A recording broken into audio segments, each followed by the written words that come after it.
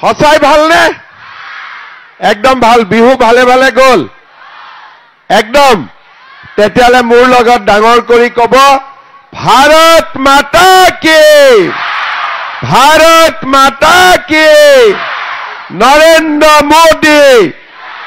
Narendra Modi BJP AGP একদম সঁচাই খবৰ ভাল সবৰে খবৰ ভাল মোক কি গামোচা দিব দিয়ক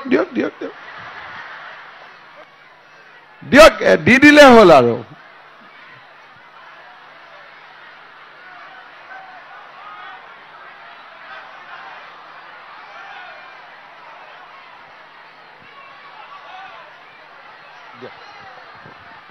মই সমগ্ৰ বজালী জিলাৰ হৈ পেলাই আমাৰ অসমৰ মাননীয় জনপ্ৰিয় মুখ্যমন্ত্ৰী আৰু যিগৰাকী মুখ্যমন্ত্ৰীয়ে এবাৰ নহয় 15 বছৰলৈ অসমত মুখ্যমন্ত্ৰী হৈ থাকিব 15 বছৰ 15 দিন সেইগৰাকী মুখ্যমন্ত্ৰীক আজি এখন মায়ং এখন চেলেং আৰু গামোচাৰে সমগ্ৰ বজালী জিলাৰ হৈ পেলাই তেখেতক মই সম্ভাষণ জনাইছোঁ আৰু সকলোৱে এটা হাত চাপৰে দীঘলীয়া হাত চাপৰে তেখেতক আশীৰ্বাদ জনাওক তেওঁ যাতে 15 বছৰ 15 দিন যাতে অসমৰ মুখ্যমন্ত্ৰী হৈ থাকিব পাৰে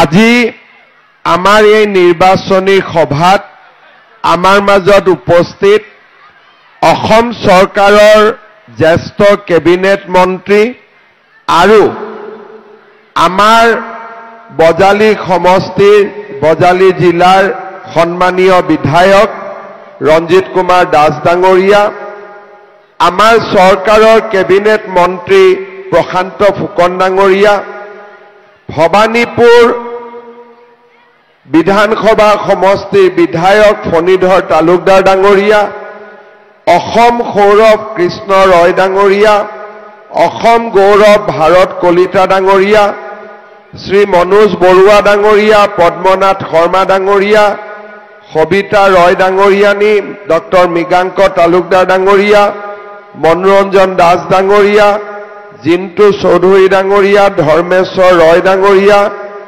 জলি চৌধুৰী ডাঙৰীয়া আমাৰ মাজত উপস্থিত জয়ন্ত তহবিলদাৰ ডাঙৰীয়া কমল মেধি ডাঙৰীয়াকে আদি কৰি মঞ্চত উপবিষ্ট আমাৰ দলৰ নেতৃবৃন্দ আইসকল দেউতাসকল আৰু যুৱক যুৱতী বন্ধু বান্ধৱীসকল পঞ্চায়ত নিৰ্বাচন বিহুৰ আগতে প্ৰচাৰ মনোনয়ন আৰম্ভ হৈছিলে চাওঁতে আজি প্ৰচাৰ অভিযানৰ সামৰণি পৰিব আৰু অহা পৰহি 7 তাৰিখে আমাৰ ৰাইজে পঞ্চায়ত নিৰ্বাচনত ভোট দিব শ্ৰদ্ধাৰ ৰাইজ নিত্যানন্দ বা আমাৰ বজালী পাঠশালা এই অঞ্চলৰ ৰাইজে সদায়ে বিজেপি দলক সমৰ্থন কৰি আহিছে আৰু মই নিশ্চিত যে ইয়াত আমাৰ আটাইকেইগৰাকী প্ৰাৰ্থী বিজয়ী হ'বনে নাই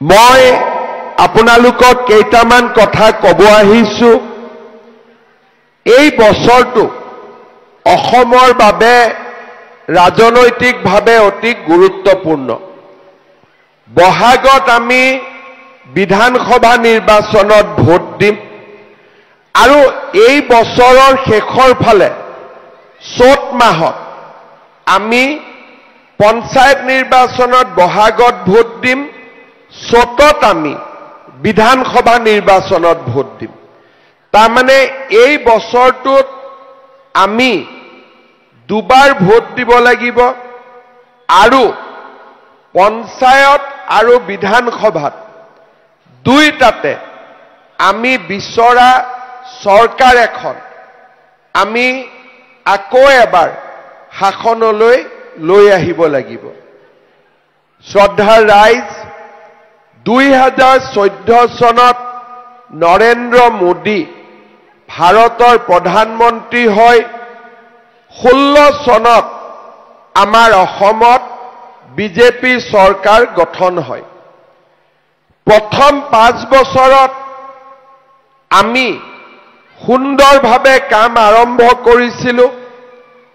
যোৱা 5 বছৰত 16 চনৰ পৰা 21ত দুটা ডাঙৰ ঘটনা বা পৰিঘটনা সংঘটিত হয়, যাৰ ফলত আমি যিমান দুৰন্ত গতিত আগুৱাই যাব খুজিছিলোঁ তাত আমাৰ জটি পৰিলে।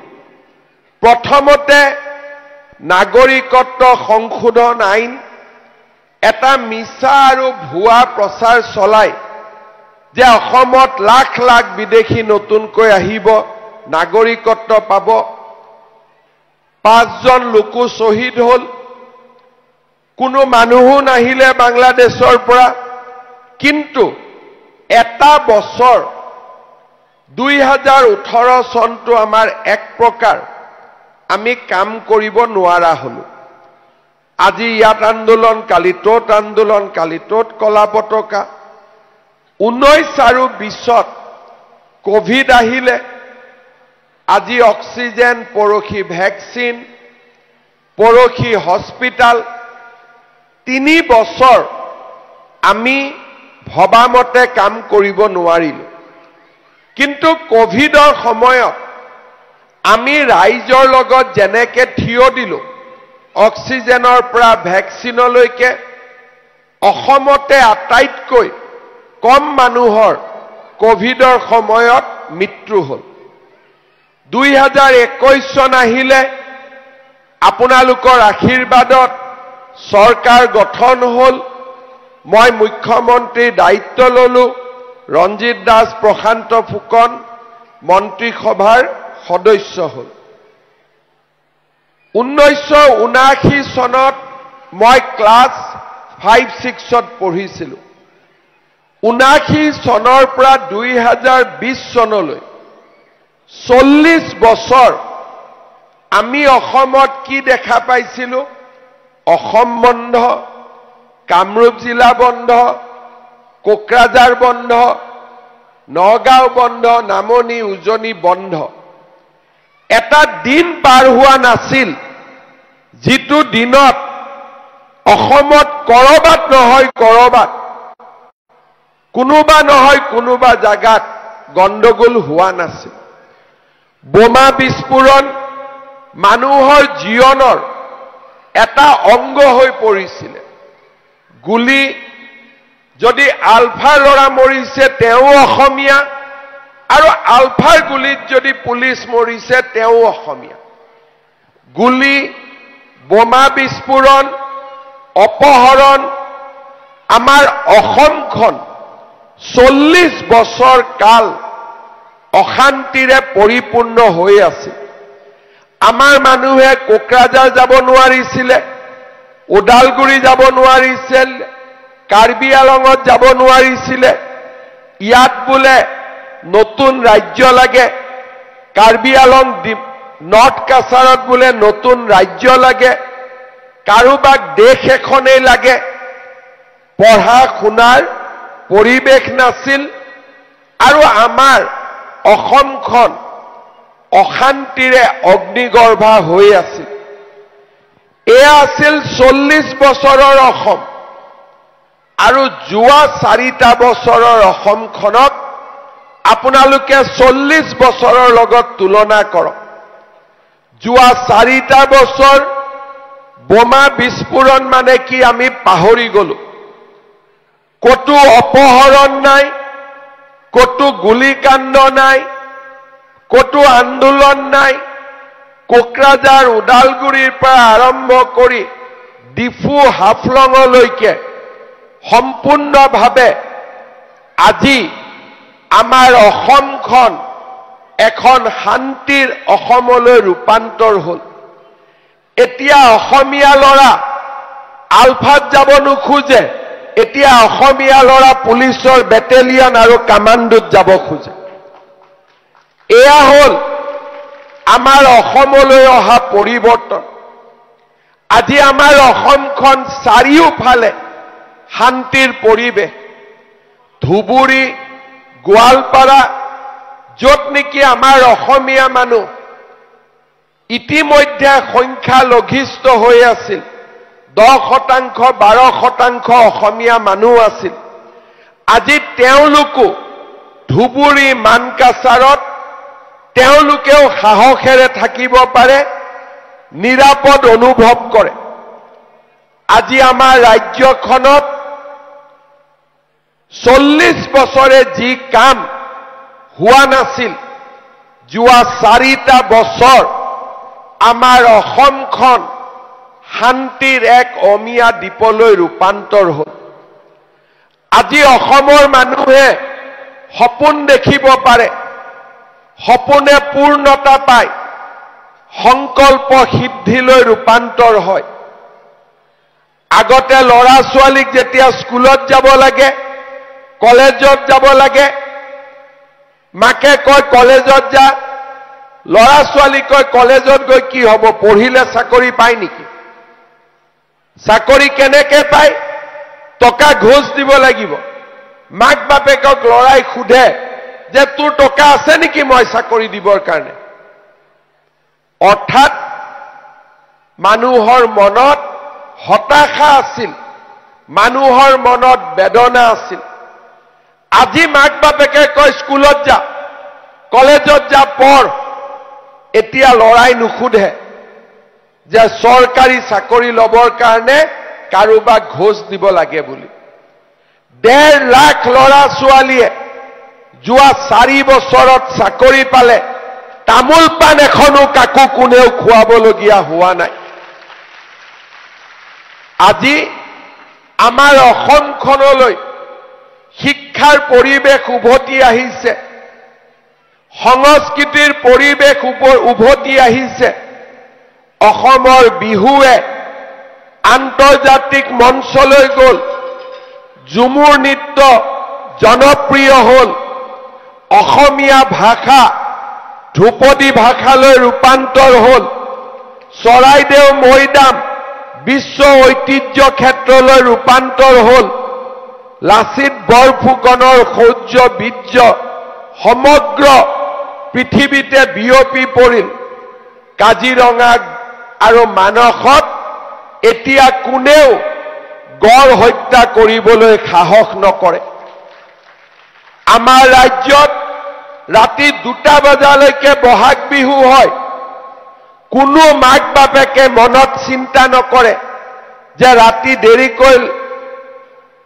ল'ৰা ছোৱালী ঘৰত আহিব কৰবাত বোমা বিস্ফোৰণ হ'ব পাৰে কৰবাত কিডনেপিং হ'ব পাৰে সেই চিন্তাবোৰ মানুহৰ মনৰ পৰা নোহোৱা হ'ল এতিয়া আন্দোলন নহয় এতিয়া নতুন আন্দোলন হয় দুগ্ধ আন্দোলন কৃষি আন্দোলন শিক্ষাৰ আন্দোলন বৌদ্ধিক আন্দোলন কিতাপ পঢ়াৰ আন্দোলন বিজ্ঞানৰ আন্দোলন কেইদিনমান আগতে বজালিত অসম সাহিত্য সভাৰ অধিৱেশন হৈ গৈছিল গ্ৰন্থ মেলাও বজালিতে আৰম্ভ হৈছিল এইবাৰ বিজ্ঞান মেলাও বজালিতে আৰম্ভ হ'ল শ্ৰদ্ধাৰ ৰাইজ নতুন আন্দোলন হ'ল এতিয়া মানুহে অসম বন্ধ দিব লাজ পায় আন্দোলন কৰিব লাজ পায় এতিয়া আন্দোলন কৰাটো গৌৰৱৰ বিষয় নহয়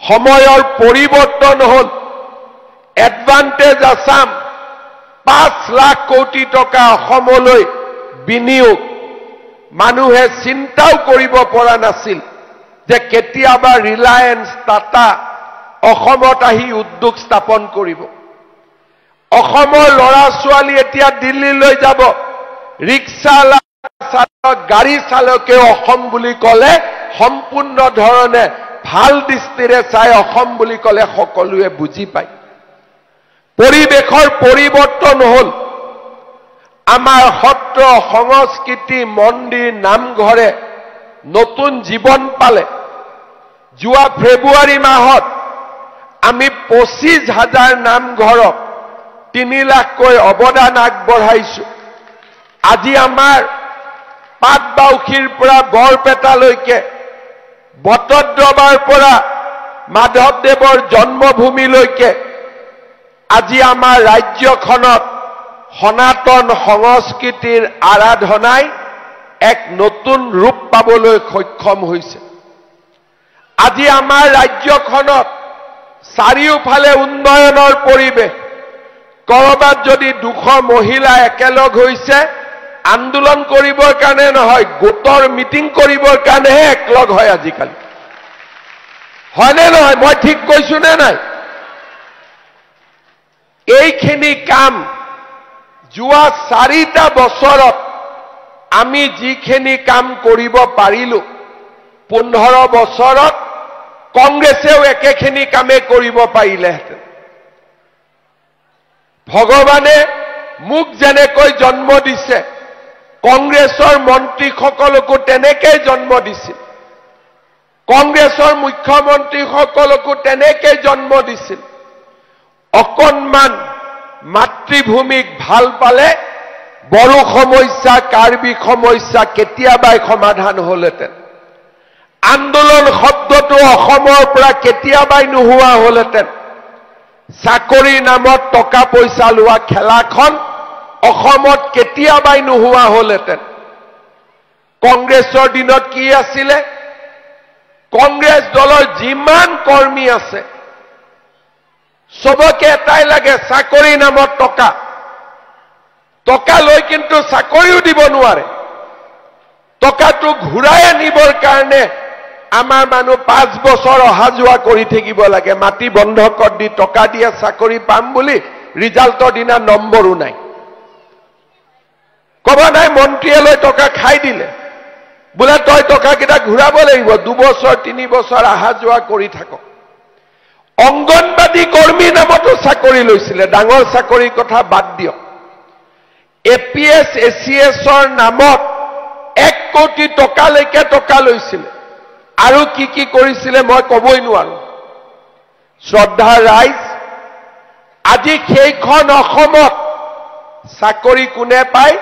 কৃষকৰ ল'ৰাই পায়, তামোল পাণ দোকানীৰ ল'ৰাই পায়, ঠেলা চালকৰ ল'ৰাই পায়।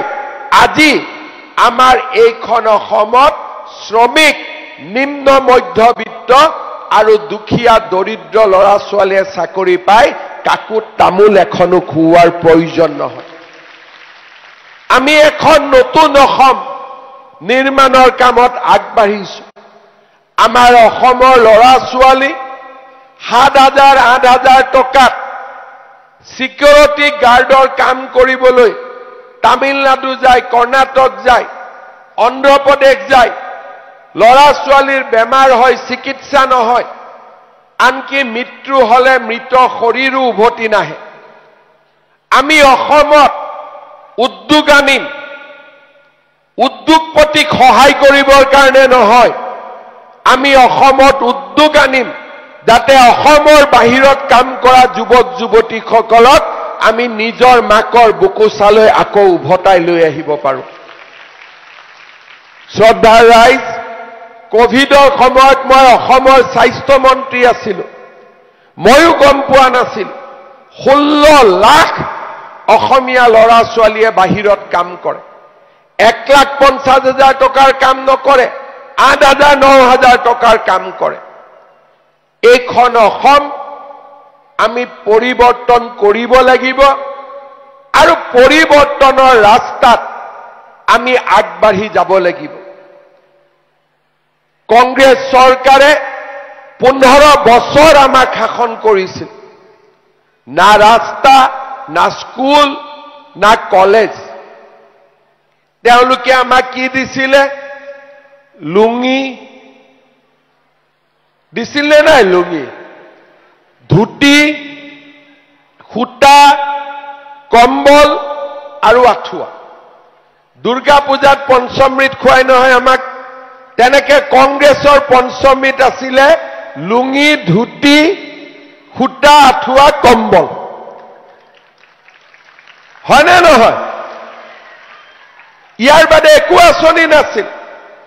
কংগ্ৰেছৰ মিটিং হয়, মহিলাসকলক ক'ব মিটিঙত যাব লাগে, বোলে কি পাবি খুটা পাম মহিলাসকল মিটিঙত গ'ল মিটিং শেষ হল খুটা বিলোৱাৰ সময়ত তলত 5000 মহিলা ওপৰত 200 বান্ডল খুটা দলিয়াই দিয়ে যোনে কেছ ধৰে ধৰক আৰু যোনে পাৰে পাৰক দুখে বেজাৰে মহিলাই ঘৰত ঘূৰি আহে লাজতে ক'বও নোৱাৰে খুটা নাপালো বুলি হয় না নহয় মই ঠিক কৈছো না নাই ঠিক কৈছো না নাই আৰু এবাৰ চিন্তা কৰি কওক এ আছিলে কংগ্ৰেছ চৰকাৰ আজি আমাক লুঙিও নালাগে ধুতিও নালাগে যদি লুঙি আৰু ধুতি বজাৰৰ পৰা কিনিবও লাগে অৰুণোদয় টকাৰে আমি কিনি ল'ব পাৰো লাইন পাতিব যাব নালাগে 2021 16,000 অৰুণোদয় আছিল এটা সমষ্টিত এইবাৰ আমি 22,000 কৰিলো আৰু এতিয়া ফৰ্ম ফিলআপৰ কাম চলি আছে 40,000 পৰিয়ালে অকল আপোনালোকৰ সমষ্টিতে অৰুণোদয় পাব গাড়ীত আহোঁতে মোক ৰঞ্জিত দাই কৈছে যে আৰু 4-5,000 লাগে তেতিয়া সকলো দুখীয়া মানুহখিনিয়ে পাই যাব মই কৈছো ঠিক আছে ৰঞ্জিত দা আৰু 4,000 মই দি দিম যাতে সকলো মানুহে অৰুণোদয় পাব ভাল হ'ব নে বেয়া হ'ব একদম পিছফালে কোৱাই নাই ভাল হ'ব নে বেয়া হ'ব লুঙি ধুতিতকৈ ভাল হ'ব নে বেয়া হ'ব শ্ৰদ্ধাৰ ৰাইজ অৰুণোদয় হল আজি নৰেন্দ্ৰ মোদী ডাঙৰীয়াই আমাক বিনামূলীয়াকৈ চাউল দিয়ে আৰু বেমাৰ আজাৰ হলে 5 লাখ টকালৈকে বছৰি আমি আয়ুষ্মান ভাৰত আয়ুষ্মান অসমৰ চিকিৎসা কৰিব পাৰো কলেজত এডমিশন বিনামূলীয়া হল কিন্তু যোৱাবাৰলৈকে কলেজত এডমিশন ললেও গাঁওবুঢ়াৰ চাৰ্টিফিকেট লাগে মৌজাদাৰৰ চাৰ্টিফিকেট লাগে তাতো টকা খৰচ হয় এইবাৰ আমি সিদ্ধান্ত লৈছো যে কোনো ইনকাম চাৰ্টিফিকেট নালাগে ৰেশন কাৰ্ডখন দেখুৱাই দিলে কলেজত এডমিশন হৈ যাব ভাল হ'ব নে বেয়া হ'ব ৰঞ্জিত দা আৰু মই বহুদিন কথা পাতি আছিলো যে আবাস যোজনাৰ ঘৰ ললে এটা জিঅ' টেগিং লাগে তাতো লাগে 15-20 হাজাৰ টকা লয় আমি আলোচনা কৰি সিদ্ধান্ত কৰিলো যে এইবাৰ জিঅ' টেগিং জীৱিকা সখী বাইদেউসকলে কৰিব এবাৰ টকা লৈছে নেকি এবাৰ লৈছে নেকি কাবাৰ এতিয়া যিসকল বাদ পৰি গল অহা 10 তাৰিখৰ পিছতে মই আৰু এটা নিয়ম কৰিম যে নিজৰ জিঅ' টেগিং নিজে কৰি ল'ব পাৰিব তেতিয়াতো কোনেও টকা খাব নোৱাৰে নিজৰ টকাটো নিজে খাব নোৱাৰে তাৰ মানে অৰুণোদয় হল চাউল হল কলেজত এডমিশন হল আবাস যোজনাৰ ঘৰো পোৱাৰ ৰাস্তা সাফ হল এইবাৰ আমি আৰু কি কৰিব খুজিছো 1 অক্টোবৰৰ পৰা আমি ৰাইজক ৰেশন কাৰ্ডতে চাউলৰ লগতে দালি নিমখ আৰু আমি চেনি কম দামত দিয়া আৰম্ভ কৰিম আজি আমাৰ গধূলি কেবিনেট আছে তাতে এই সিদ্ধান্ত হ'ব যে বজাৰত যদি 90 টকা দালিৰ দাম থাকে আমি আপোনালোকক 60 টকাত দিম বজাৰত যদি চেনিৰ দাম 90 টকা থাকে আপোনালোকক আমি 60 টকাত দিম তাৰ মানে ৰেশন কাৰ্ডত চাউল পালো নিমখ পালো দালি পালো আৰু চেনি পালো আৰু কি লাগিব আপোনালোকক আৰু কি লাগিব মিঠাতেল লাগিব আচ্ছা মই বেলেগ এটা দিম বুলি ভাবিছো এতিয়া সকলো মহিলাই মোক কয় যে গেছৰ সিলিন্ডাৰৰ দাম 950 কিন্তু এজেন্সিয়ে 1000 মান লৈ লয় হয় না 1 অক্টোবৰৰ পৰা মই আপোনালোকক গেছৰ সিলিন্ডাৰ 650 টকাত দি দিম। ভাল হ'ব নে বেয়া হ'ব? অলপ বেয়া হ'ব নেকি? কোনো কোৱাই। ভাল হ'ব নে বেয়া হ'ব? লুঙিতকৈ ভাল নে বেয়া? ধুতিতকৈ ভাল নে বেয়া? আৰু যাৰ যাৰ প্ৰধানমন্ত্ৰী উজ্জ্বলা গেছ যোনে লয় তেওঁলোকক এটা গেছ মই 250 টকাত দি দিম। হ'ব? শ্ৰদ্ধাৰ ৰাইজ, আমাৰ নিম্ন মধ্যবিত্ত আৰু দৰিদ্ৰ মানুহে ঘৰ চলোৱাত ক'ত অসুবিধা পায়? চাউল লাগে, দালি লাগে, নিমখ লাগে, গেছৰ চিলিণ্ডাৰ লাগে, নহলে খৰি কাটিব লাগে। আজি আপোনালোকে চিন্তা কৰক, মই লুঙি ধুতি দিয়া নাই, কিন্তু অৰুণোদয়ত 1250, বেমাৰ হলে 5 লাখ, কলেজৰ এডমিশ্যন বিনামূলীয়াকৈ চাউল, আৰু আপোনালোকৰ ছোৱালী কলেজত পঢ়িলে তাৰ দায়িত্ব নিযুত মইনা মোৰ মূৰৰ ওপৰত আছে। তাৰ পিছত এতিয়া গেছ কম দামত আহিব। 1 এপ্ৰিলৰ পৰা ইলেক্ট্ৰিচিটিৰ দাম 1 টকা কমিছে। এইবাৰ বিলত আপোনালোকে দেখা পাব।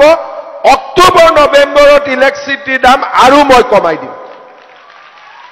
তাৰমানে দুখীয়া আৰু মধ্যবিত্ত যদি মানুহখিনিয়ে চিন্তা কৰে, ধৰক মই দেউতাক মাক, মোৰ 2জনী ছোৱালী 1টা ল'ৰা, বা এজনী ছোৱালী 1টা ল'ৰা, আজি মই কি পাম? 1250 টকা অৰুণোদয় পালো, দালি, নিমখ, চেনি আমি ঘৰলৈ পালো, গেছৰ দাম 350 টকা কম হ'ল, কলেজত 2টা ল'ৰাক এডমিশ্যন দিব লাগে, সেমিষ্টাৰে প্ৰতি এডমিশ্যন 20,000 টকা কমি গ'ল, আৰু ছোৱালীজনীয়ে কলেজত পঢ়িলে 1,000ৰ পৰা 2,500 টকালৈকে চৰকাৰে দিয়াৰ সিদ্ধান্ত। তাৰমানে যাৰ ঘৰত ল'ৰা ছোৱালী পঢ়িব কলেজত আছে, তেওঁলোকে মাহত 2ৰ পৰা 2,500 টকা চৰকাৰৰ পৰা পায়, আৰু যাৰ ল'ৰা ছোৱালী কলেজত যোৱা নাই তেওঁলোকেও 1,800-1,900 টকা চৰকাৰৰ পৰা আজি পাই থাকে। কংগ্ৰেছেতো একো দিব পৰা নাছিল, লগত নীলমণি সেন ডেকাই কৈ দিলে যে 3.5 টকাতে বোলে চব খাই দিব পাৰি। মনত আছিল নে নাই? শ্ৰদ্ধাৰ ৰাইজ, কংগ্ৰেছে আমাৰ মানুহখিনিক কেতিয়াও সহায় কৰা নাছিল। আজি এই আঁচনিবোৰ মই কিয় কৰিব পাৰিছো? যেতিয়া দেশত শান্তি আহে, দেশত যেতিয়া আন্দোলন বিবৰ্জিত পৰিৱেশ হয়, দেশত ব্যৱসায় আহে, বাণিজ্য আহে, ৰাজকোষলৈ টকা আহে। আজি আপোনালোকে চাব, অসমত পেট্ৰল ডিজেলৰ দামো পশ্চিমবংগতকৈ কম, কিন্তু আমাতকৈ কিমান ডাঙৰ ৰাজ্য তেওঁলোক। যি ল'ৰা ছোৱালীয়ে গুগল কৰিব জানে তেওঁলোকে গুগল কৰি চাব পাৰে, পশ্চিমবংগতকৈও আজি অসমত পেট্ৰল ডিজেলৰ দাম কম। আমি আমাৰ ৰাজ্যখনৰ জনসাধাৰণক সকলো দিশতে সহায় কৰিবলৈ চেষ্টা কৰিছো। ক্লাছ 9ত চাইকেল, আমাৰ বজালিতে গাখীৰ উৎপাদন হয়, কিন্তু গাখীৰ কিনিবতো টকা লাগিব।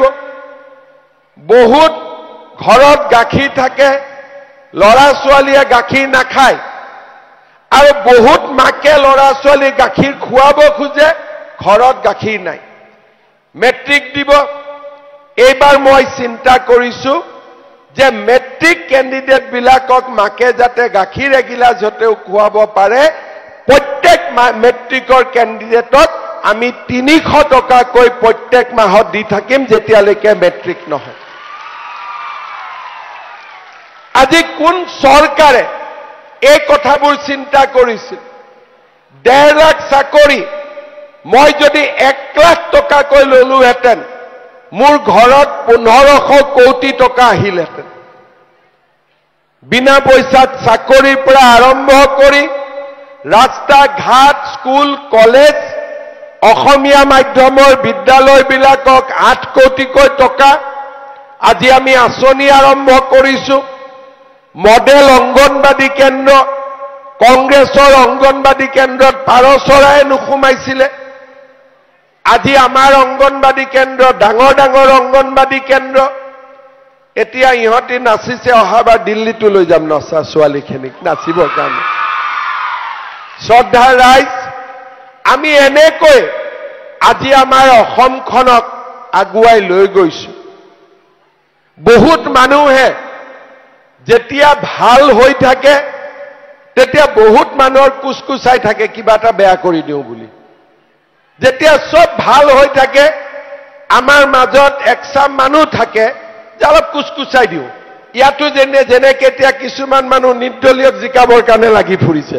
হয়নে নহয় মানে কুচকুচাই থাকে গাটো ভাল কিবা এটা হলে দেখিব নোৱাৰে যদি কৰবাত ভাল দেখিছে তেতিয়াহলে কৰবাত অলপমান কুচকুচনি থাকিবই যে অলপ গণ্ডগোল কৰি দিওঁ শ্ৰদ্ধাৰ ৰাইজ আপোনালোকে এবাৰ চিন্তা কৰিব এটা বস্তা আলুত যদি এটাও পচা আলু সোমাই গোটেই বস্তাটোৱে শেষ কৰি দিব দিবনে নিদিব আমাৰো দুই এজন মানুহে লুকাই লুকাই নিৰ্দলীয়ৰ কথা কয় কোনেও কাকো বিশ্বাস নকৰিব আপোনালোকক মই আহি এটাই কথা কম মোৰ মুখৰ ফালে চাই মোদীজীৰ মুখৰ ফালে চাই সকলোৱে পদুম ফুলত ভোট দিব বেলেগ কোনো চিন নাই ঠিকে কৈছো নে নাই মই গতিকে আপোনালোকক ৰাইজক মই অনুৰোধ কৰিম যে আমাৰ সকলো জিলা পৰিষদতে সকলো পঞ্চায়ততে বিজেপি দলক ভোট দিব এটা বস্তাত যদি এটা বেয়া আলু সোমাই যায় অসমখনলৈ আকৌ আগৰ পৰিৱেশবিলাক লাহে লাহে ঘূৰি আহিব অৰুণোদয় জাগাত লুঙি ধুতি হ'ব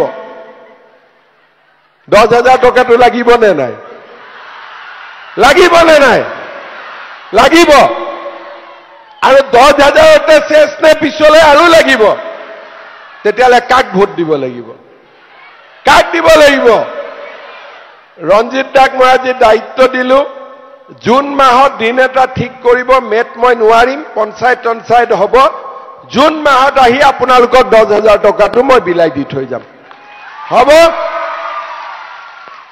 খালি বস্তাত পচা আলু নুসুমাব কিন্তু সোমাব নেকি আমাৰো পাৰ্টিত কেইটামান আছে কুচকুচাই থাকে অলপ ৰঞ্জিত দাক দিগদাৰি কৰিব পাৰো সেইবিলাকত নহব আমি ৰঞ্জিত দাক দিগদাৰি কৰা মানেতো মুকে দিগদাৰি কৰা হল আকৌ মুক দিগদাৰি কৰা মানেতো মোদীজীক দিগদাৰি কৰা হল হয়নে নহয় সেইকাৰণে সকলোৱে নিত্যানন্দতে হওক আন তিনিটাতে হওক এটা আনকণ্টেষ্ট গৈছে নি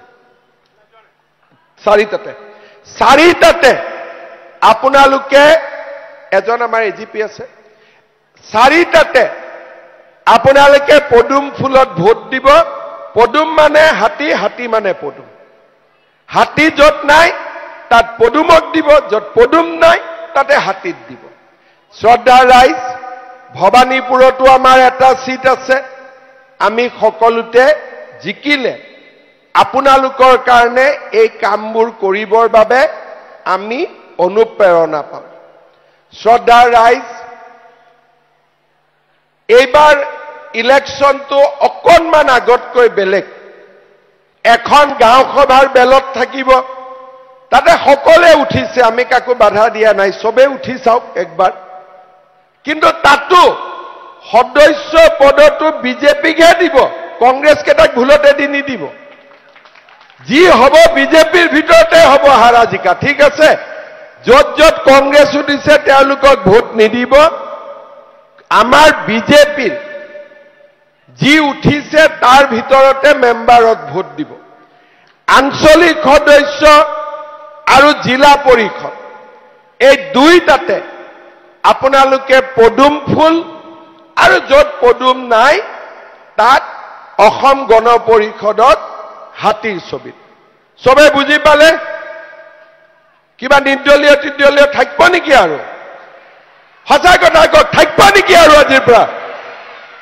একদম যাতে নাথাকে হা আৰু যিদিনাখন জুনত মই মহিলাসকলক টকাটো বিলাব আহিম সিদিনাখন কিন্তু খানা টানা খুৱাইহে পঠাব লাগিব হ'বনে নাই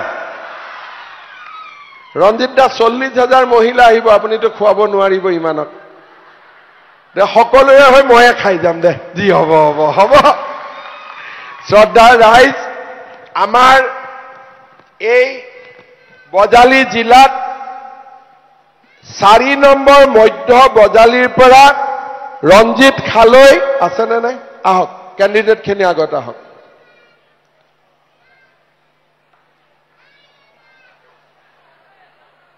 এই নিত্যানন্দ জেগাতে নহয় জানো ৰঞ্জিত খালৈ ৰঞ্জিত খালৈ ইলেকশ্যন উঠিছে জিকিবনে নাই ভুলতে আকৌ কোনো নিৰ্দলীয় দি নিদিব দেই ঠিক আছে হ'বতো নিদু বুলি ডাঙৰ কৰি কওক এটা হাত চাপৰি বজাওক আশীৰ্বাদ কৰক বঢ়িয়া 5 নম্বৰ উত্তৰ বজালী শ্ৰী প্ৰাণজিত কলিতা ৰাইজৰ আশীৰ্বাদ ল বাবা সকলোৱে হাত চাপৰি বঢ়িয়া 2 নম্বৰ দক্ষিণ বজালী মীনাক্ষী দাস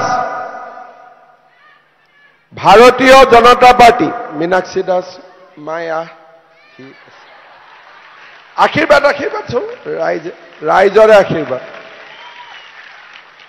ভবানীপুৰ সৰুপেটা হাতীছবিত অৰবিন্দ বৰ্মন আহক এইটো হাতীৰ ছবি হা ঠিক আছে হাত চাপৰি আৰু দক্ষিণ পশ্চিম বজালী নবীৰণ বেগম আছে নাই ঠিক আছে হ'ব এতিয়া শ্ৰদ্ধাৰ ৰাইজ মই আপোনালোকক আকৌ এষাৰ কথাই কম এই ইলেকশ্যনটো খুব ভাবি চিন্তি ভোট দিব কাৰণ এই বছৰতে বিধানসভা নিৰ্বাচনো আহিব গতিকে কৰবাত আমি গণ্ডগোল ভোট দিলেই কংগ্ৰেছবিলাক জপিয়াব আৰম্ভ কৰিব সেইকাৰণে কংগ্ৰেছত ভোট দিব নালাগে আৰু ইয়াত যি নিৰ্দলীয় আহিছে তেওঁ কংগ্ৰেছী মই ভাল কৰি জানো গতিকে কংগ্ৰেছে নামতহে নিৰ্দলীয় কামত কংগ্ৰেছ শ্ৰদ্ধাৰ ৰাইজ আমাৰ দেশখন বজালী অসমৰ ভিতৰতে এখন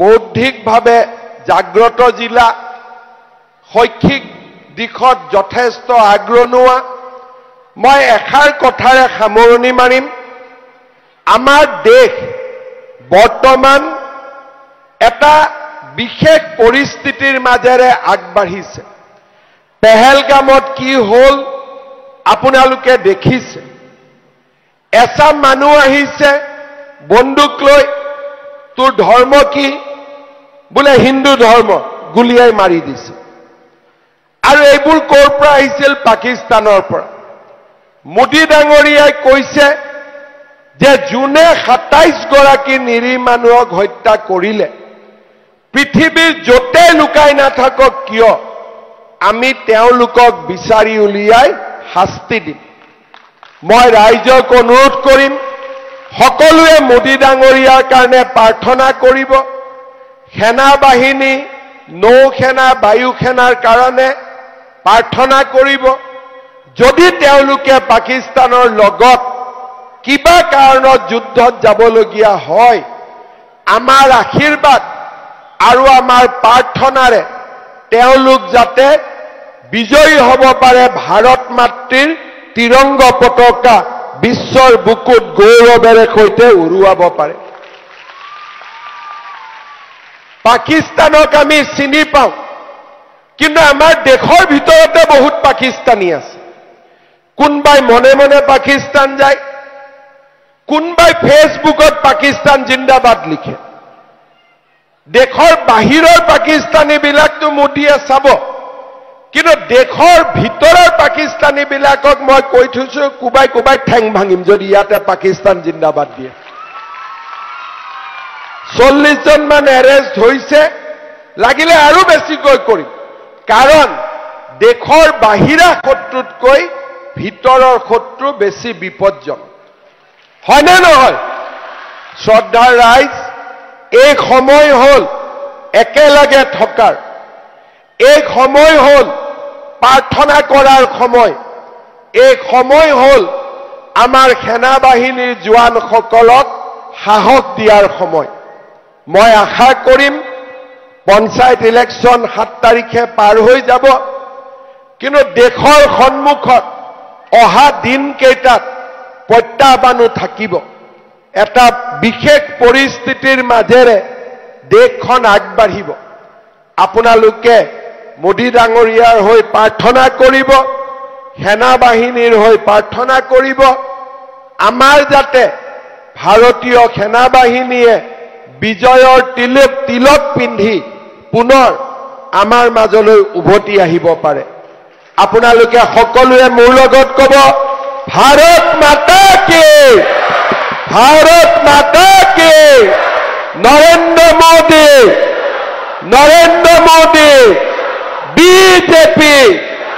বিজেপি এজিপি বন্দে বহুত বহুত ধন্যবাদ জয় হিন্দ বন্দে মাতৰম জয় আই অসম বৃহত্তৰ নিত্যানন্দ ভাল হৈছে বৃহৎ